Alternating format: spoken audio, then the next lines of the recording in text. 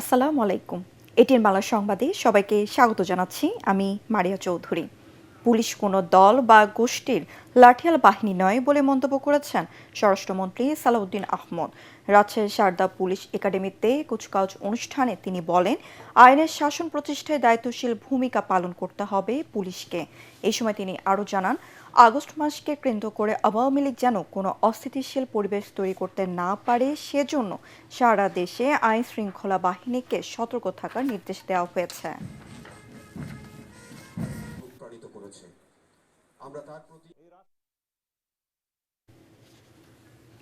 স্থানীয় সরকার, পল্লী উন্নয়ন ও সমবায় মন্ত্রী এবং বিএনপির মহাসচিব মির্জা ফখরুল ইসলাম আলমগীর বলেছেন, বাংলাদেশ ও নেপালের বন্ধুত্বপূর্ণ সম্পর্ক ভবিষ্যতে আরও সুদৃঢ় হবে।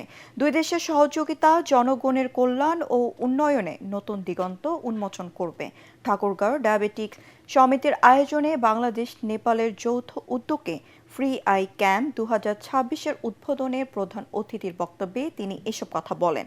তিনি বলেন, সীমান্তবর্তী ও প্রত্যন্ত অঞ্চলের অনেক দরিদ্র মানুষ অর্থভাবে চোখের চিকিৎসা করাতে পারেন না। এই ধরনের চক্ষু শিবিরের মাধ্যমে তারা উপকৃত হবেন।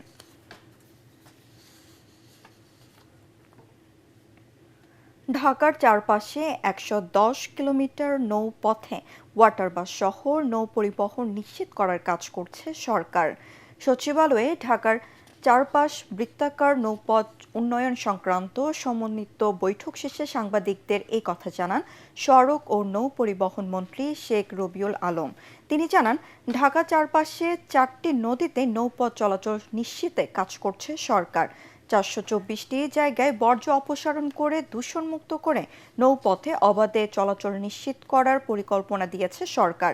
2 মাসের মধ্যে বেসরকারি খাতকে সম্পৃক্ত করা হবে। এ সময় ঢাকা উত্তর সিটির প্রশাসক শফিকুল ইসলাম খান বলেন, প্রধানমন্ত্রীর নির্দেশনায় সড়কের মতো নৌপথও কার্যকরভাবে ব্যবহারের উদ্যোগ নেওয়া হয়েছে।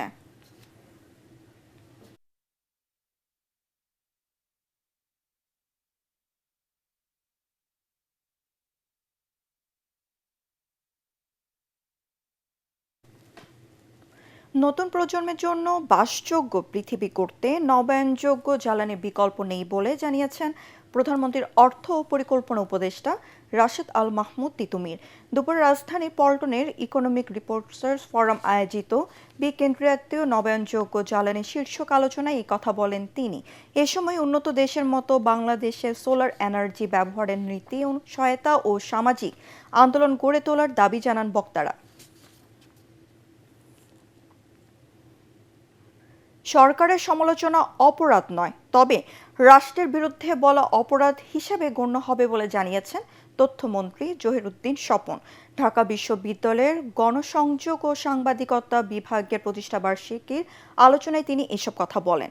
মন্ত্রী জানান, মুক্ত সাংবাদিকতার জন্য 73-এর আইনটির সংশোধনের সিদ্ধান্ত নিয়েছে সরকার। জুলাই অভ্যুত্থানেও একটি পক্ষের সাংবাদিকতা বিগত সরকারকে টিকিয়ে রাখার কৌশল ছিল বলে অভিযোগ করেন মন্ত্রী।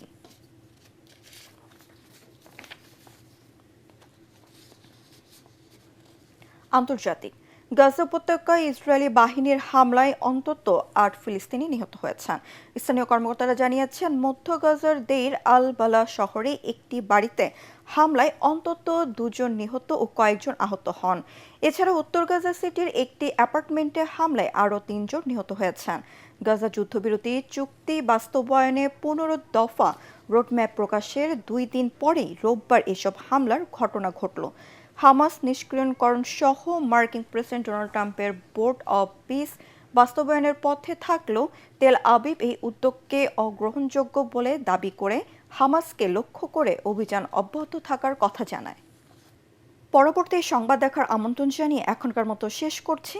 এটি বাংলা সংবাদ ইউটিউবে দেখতে ব্রাউজ করুন youtube/ATN বাংলা নিউজ। ধন্যবাদ সবাইকে।